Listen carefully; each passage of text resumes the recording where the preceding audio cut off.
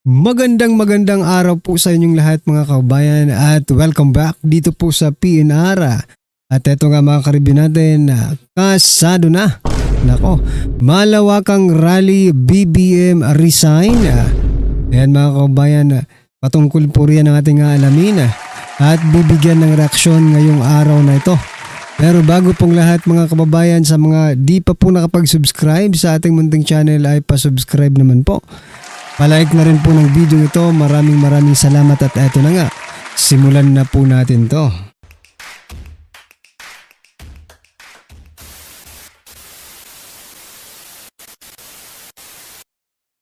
So ito mga kabayan, nako, nagkakaisa na ngayon ang lahat ng religious at civic leaders at mga retired military officers upang manawagan ng pagbibitiw ng lahat ng tiwaling opisyal ng gobyerno na sangkot sa flood control skandal.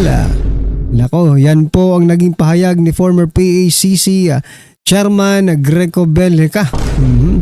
Sa gitna ng mga kumakalat na balita, bagamat hindi pa formal na ipinapahayag o kinukumpirma, magdaraos muli ng isang malaking peaceful rally ang Iglesia ni Cristo. Nako, palakpakan po natin. Ngayong Nobyembre, ayon kay Bellica, hindi na lamang mga ordinaryong mamamayan ang gising sa panawagan ng reforma, kundi pati na rin ang mga religious at civic leaders, mga retiradong mga militar na nagsama-sama para singilin ang pananagutan sa mga sangkot sa kontrobersyal na flood control skandal. Nagkakaisa na ngayon ang lahat ng religious at civic leaders at mga retired military officers upang manawagan ng pagbibitiw ng lahat ng tiwaling opisyal ng gobyerno na sangkot sa flood control skandal.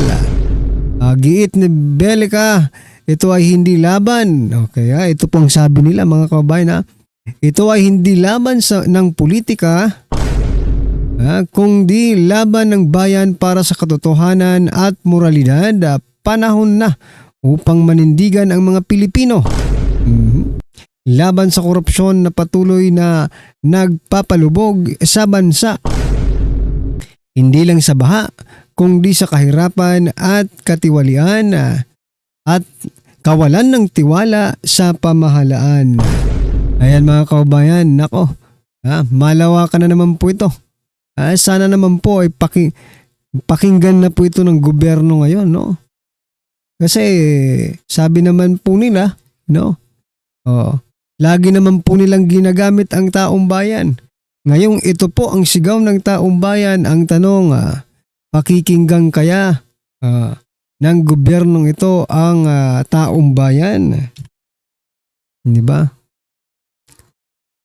Nako, ito talagang, itong gobyernong ito, di ba? Itong gobyerno ni President Bongbong Marcos Jr. talagang talagang punong-puno ng katiwalian. Bakit? Itong mga rallying ito, mga kabayan, it only implicates, no, na there is something wrong with the government, no, sa pamumuno ni President Bongbong Marcos Jr. Alright? Ano po ang inyong masasabi dyan mga kabayan? I-comment nyo na lang. At kung sasama kayo ay sumama po kayo para maipakita po natin na tayo po ay nagkakaisa against corruption. Ayan mga kabayan. At eto, pasadahan din po natin to. Yari itong security expert. Itong security expert, no? Sabi po dito sa Abante News Online, kamayan ni na PBBM, Xi Jinping, posibleng sinyalis na mas mabuting relasyon. Ayon po yan sa security expert, no? Posibleng sinyalis ng mas positibong ugnayan sa pagitan ng Pilipinas at China ang pakikipagkamay ni Pangulong Ferdinand Bongbong Marcos Jr. Kay Chinese President Xi Jinping. Ayon kay Dr. Romel Banlaoy,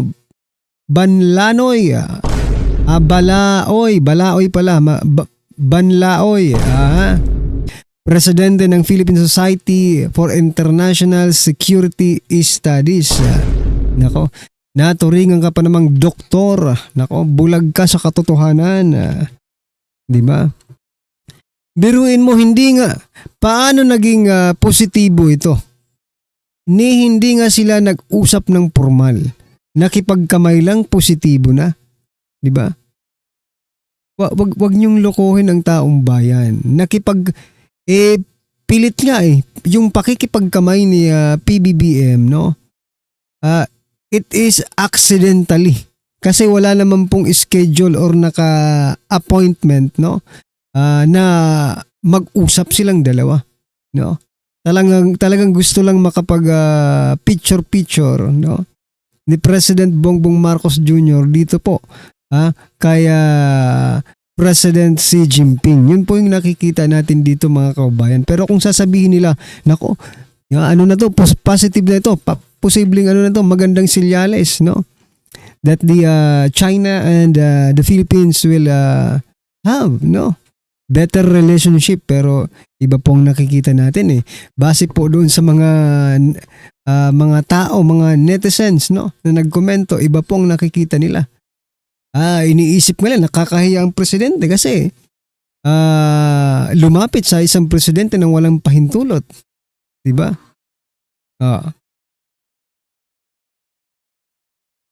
Di ba, mga kaubayan? Napaka informal. Tapos sasabihin agad ng isang Dr. Romel Banlaoy, na isang security expert na positive na. Nako po, may sayad. Baka parehas kayo ng pag-iisip ni President Bongbong Marcos Jr. Ano pong masasabi niyo dyan? Talaga bang naniniwala kayo? Pakikomento nga po, mga kababayan, kung naniniwala kayo dito sa isang security expert na ito. Pakicomment po ng naniniwala ako or hindi ako naniniwala at buang. Lagyan nyo ng buang para malaman natin talaga, di ba? Ay, aray ko po.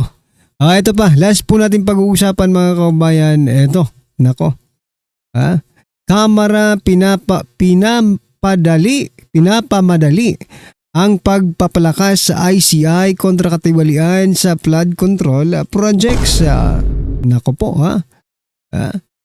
pinapamadali ng Kamara ang dalawang panukalang batas na magbibigay ng dagdag na kapangyarihan sa Independent Commission for Infrastructure laban sa katiwalian sa flood control projects. Nakatakdang magpulong ang Committee on Reorganization sa November 11 upang talakayin ang mga isinusulong na panukalang batas. Ayan, mga kababayan, dadagdagan pa nila ang kapangyarihan, no, ng ICI.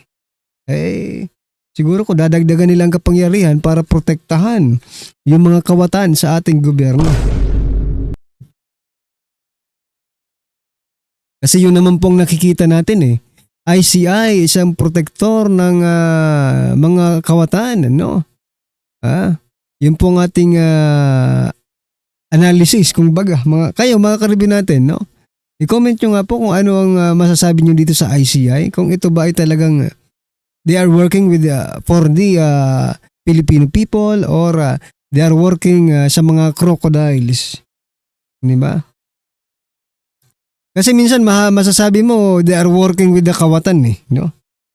Kaysa po magtrabaho sila para sa bayan.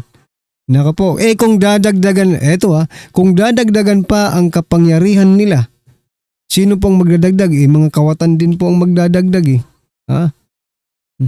Mga congressman po ang magbibigay ng dagdag na kapangyarihan. Baka maging utang na loob. Baka maging utang na loob pa ito ng mga ICI, di ba? Dito po sa House of Representatives. Nako, baka hindi na imbestigahan yung mga congressman at mag-focus na lang sa mga senador. Ngayon pa nga lang, wala pang karagdagang kapangyarihan, yun na po ang nangyayari. Samantala, mga kababayan, sa ibang balita naman po, President Bongbong Marcos Jr. nababahala sa mga posibleng manggulo sa malawakang rally sa November 30. Ito po, pakinggan natin ha. We have the only concern I have when we have demonstrations for whatever reason is that there are agitators who will go and try to cause trouble. What demonstrator goes to a demonstration with Molotov cocktails that are not intending to cause trouble or to hurt people? Those are the people that we are worried about.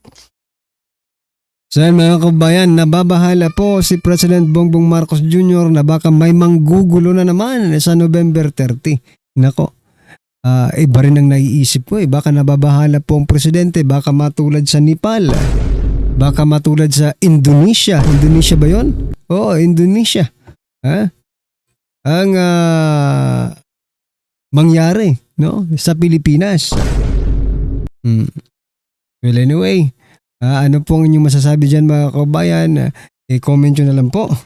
Ayan, maraming salamat po. Please don't forget to like the video. Maraming salamat po.